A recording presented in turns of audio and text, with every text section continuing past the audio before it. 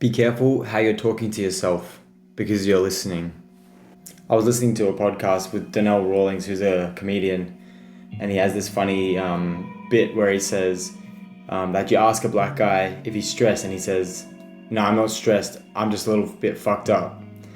And I know it's just a bit of observational comedy, but it got me kind of thinking about the way we talk to ourselves and the things that we state in our minds and how much it reinforces our own thoughts and creates the life that we live.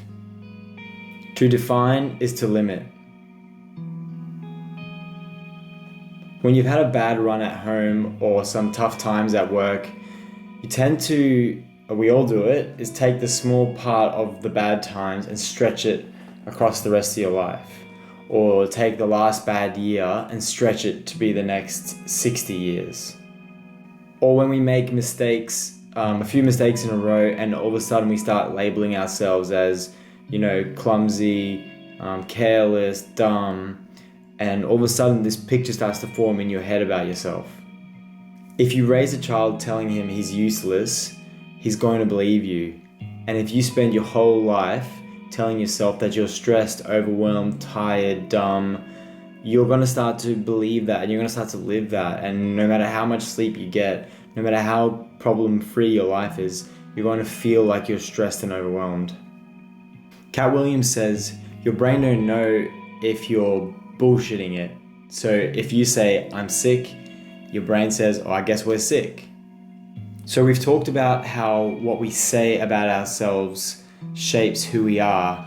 And we've talked about how our brains don't know when we're lying to it.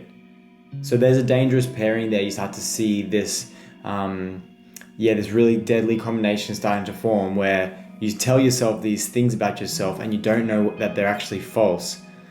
But even though that you can see how destructive that can be to your life, it's also a clue for how to live it the right way. The self is not something one finds, it is something one creates.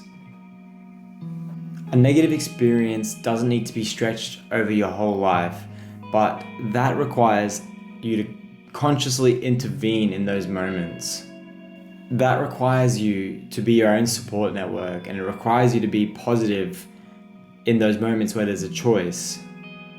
And it requires the knowledge and understanding that you are not what you've done, but you are what you do now and going forward. If you've been disloyal, there's no use labeling yourself as a disloyal person and continuing to let people down. You'd be much better off forgiving yourself and moving forward and being a good person. If you've been anxious and depressed, there's no use saying, oh, I'm anxious and depressed. You're better off looking at your past and understanding your past and moving through it and then deciding that you're going to be something else today. It's that calling yourself something that makes that what you are, because you start to reinforce this thing in your head. And what else are you other than what you tell yourself that you are? If you tell yourself you're an athlete, you're going to get out there and you're going to work. If you tell yourself that you're a couch potato and you'll never be able to do it, what do you think is going to happen? It's like a self-fulfilling prophecy.